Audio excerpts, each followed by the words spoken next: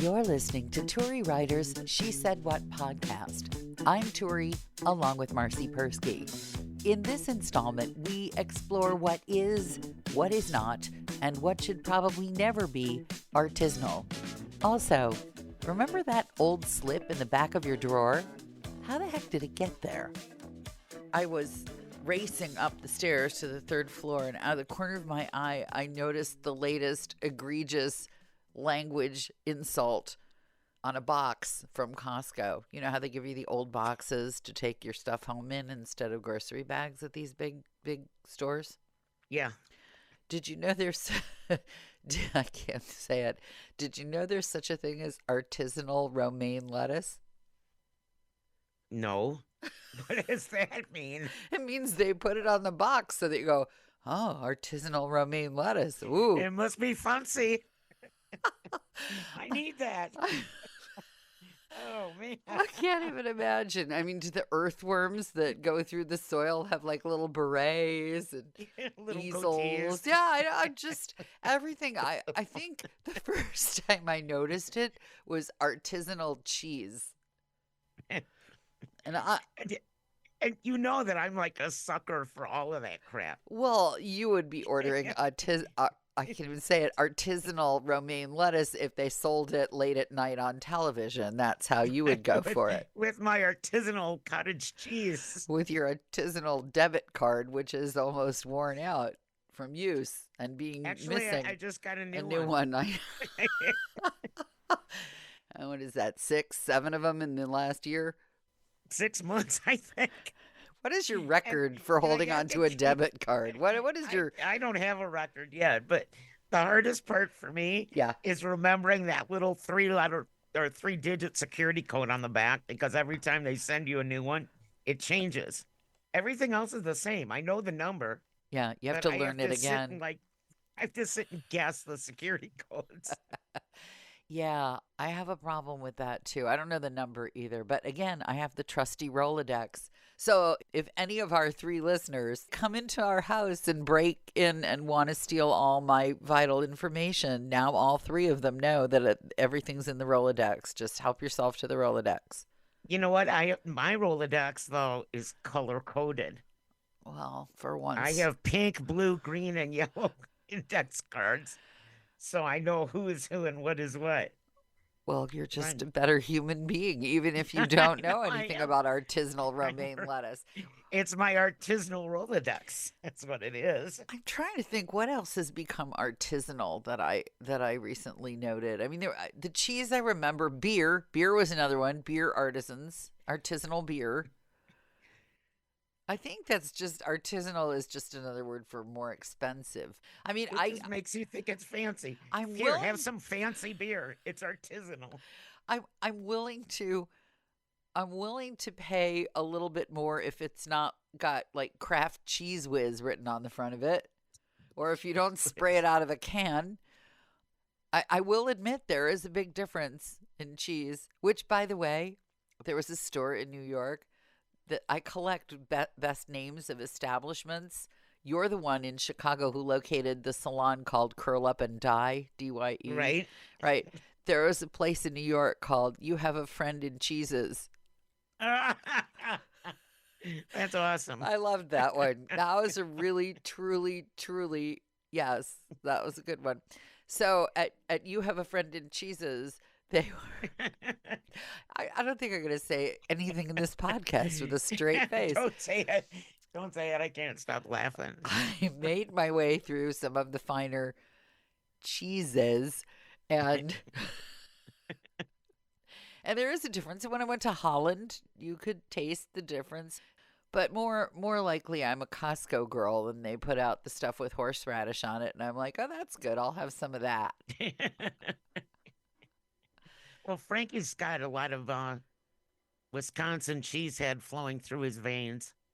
So well, then he would would feel a lot of cheese in this house. He would feel my pain. The spousal unit went up to the Twin Cities last week to a reunion of a political group and candidate that was the 20th anniversary of the person's death, which is why a group of political consultants and workers were willing to have a big bash a week and a half before an election. Right. The only reason. They're all looking at each other. I said to the spousal unit, why on earth did you have this reunion a week and a half before the election? And he said, because that's when the elected official died. Couldn't you have just done what people do when a kid can't come home for Thanksgiving and just decide to have Thanksgiving on December 4th or something? Couldn't you? Nope. So they all got together. But I digress, as usual. Yeah.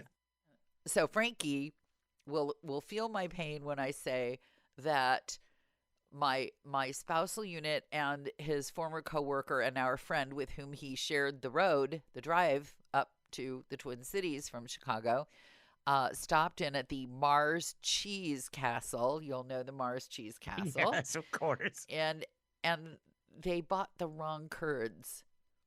Oh, no. Oh, yeah. Now, I have to explain this. So there is a thing called a cheese curd. It sounds ghastly. I'm going to give you a cheese curd story when you're done. It sounds god-awful, the cheese curd. But if you're from the Midwest, especially Wisconsin, we used to call these things squeaky cheese. Because when you eat them fresh, they make like a little squeaky noise against your teeth, and it's very satisfying. It's toothsome and squeaky. While you eat it, it goes inside your mouth, and it's lots of fun. And that goes away if you ever freeze the cheese curds. I have figured that out. If you get them fresh, they go But if you buy the kind that they harvested and stored and put out at the Mars Cheese Castle, and even if your wife has told you very specifically, do not bring me any cheese curds that have been frozen because I will be bitterly disappointed, I got two, count them, two bags of squeakless squeaky cheese, and I am unhappy. Frankie gets so excited every time he sees cheese curds on a menu. Yeah. And I, being who I am, have never eaten a cheese curd in my life and wouldn't because, like you said earlier, cheese curd sounds disgusting. But you eat cottage cheese, which is cheese curds. I love cottage cheese. Right. Couldn't you convince yourself that the cottage cheese and cheese curds are really just a different size of the same thing? Well, last time he got cheese curds, which was only like maybe a month ago, he said, you have to eat one. Just eat one. And I ate them all. They are so good. Oh my God, I've missed out on cheese curds my whole life because they sound disgusting. So now we have cheese curd wars. Where does he get it? I bet his cheese curds have been frozen, though. And if they've been frozen, they're inferior. No, they still squeaked. Did they squeak? They're squeaky, yeah. Who's bringing them to you? They just serve them at certain restaurants, and I don't remember where. Well, but there are Midwest restaurants around here.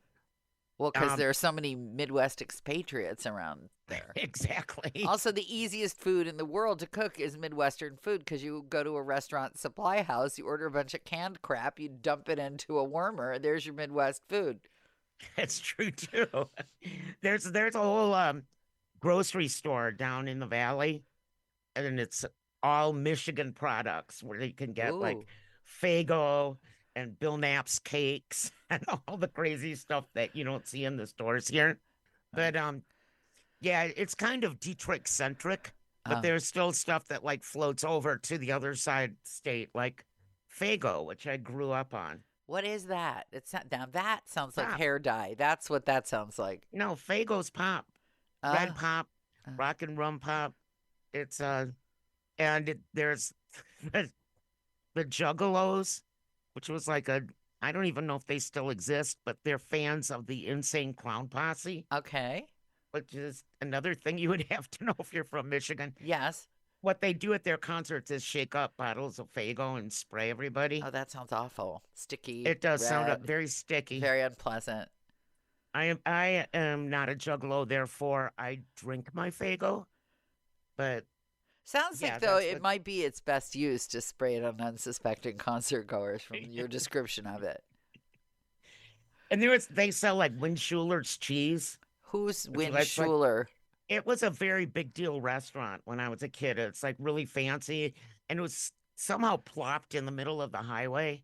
And I just remember my parents really liked it. And once we were old enough to like not be as obnoxious, they would take us.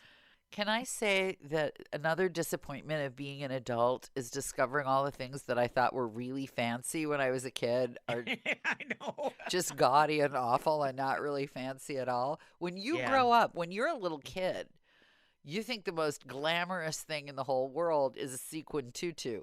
Like that to you is the height of fashion. There's nothing that could come down a Paris runway when you're a little girl that is more glamorous than the Sugar Plum Fairy's outfit and the Nutcracker, which you were forced to attend because your parents wanted you to have some culture, even if you hated it from beginning to end, and it sucked. It's some class. Right, but the costume you would put on your slip and leap around the house for the rest of the week is what you would do, pretending that you were the Sugar Plum Fairy, and you thought basically the fanciest thing you owned was your slip, which you refused to wear under normal circumstances. So, do people still wear slips? That is a good question. We should ask. Well, Three our three listeners, do people still wear slips? I have like 5 slips hanging in my closet that I guarantee you I haven't touched for at least 25 years. I remember but they're there when in case if I ever need them. I remember when I gave the last slip I owned away. It was a vintage one, and I had it, and I just, at a certain point, there are things you look at and you think, I'm never going to wear this again, and I won't miss you if you're gone. So, hasta la vista, yeah, slip. I should probably do something with these slips. Along with the 25-year-old underwear that we've already discussed. I don't think they can resell the 25-year-old underwear, but you can certainly donate the beautiful slips that you've probably never worn once to the... No, I don't think I ever have. No, I would be shocked. How did you come to even own 3 slips? Is it because like your aunt would say, you need to wear a slip with that and send you a slip? Probably. That's what happened. I don't even know.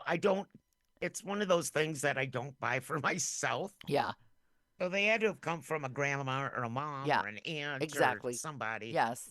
That slips but they're in my closet. Slips were a thing you did not buy for yourself as a young woman. That was the thing that was foisted on you by elders who thought they knew better and may have, but didn't matter because I wasn't wearing the damn slip. Yeah. You know what? If I showed them to my youngest child, she would not even know what they are. Good. You've raised her well. And that's the other thing. It's like the slip was supposed to preserve your modesty so nobody could see what your actual body looked like underneath or through your skirt or dress. And the exact opposite is the point now. You get dressed so that people can see exactly what you look like if you weren't wearing anything at all. I don't think that modest was ever any of my adjectives in my lifetime.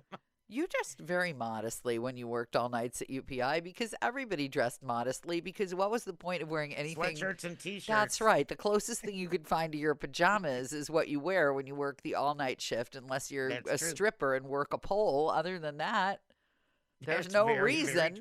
There is no reason to wear any kind of body contoured or sparkly or attention-getting.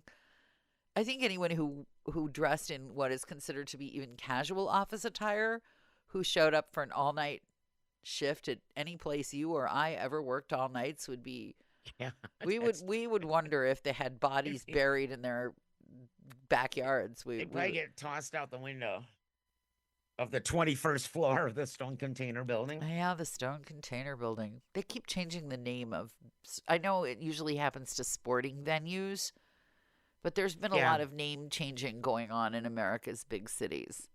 And you can sort of, it's kind of like carbon dating, for archaeologists. You could tell how old a dinosaur is by carbon dating. You could tell how old the residents of a city are by what they call the skyscrapers and the sporting arenas. That's true. And I can't even keep up with the arenas anymore. And I'm just glad I read I think last year that Pine Knob, which is where I grew up going to concerts, is now Pine Knob again. So what happened? It went through like 87 different name changes in between. I don't know. Probably not about it. You have given hope to so many people. The people who feel like if I just don't acknowledge that anything has changed, eventually I'll be right. It's like I never told my mom that the Dodgers left Brooklyn. You know, she always rooted for the Brooklyn Dodgers because she was from Brooklyn. Well, I never said, Mom, they're going. They're in LA. If you've made it this far, chances are you've been enjoying Turi Ryder's She Said What podcast. In which case, you might also like my book, She Said What, A Life on the Air.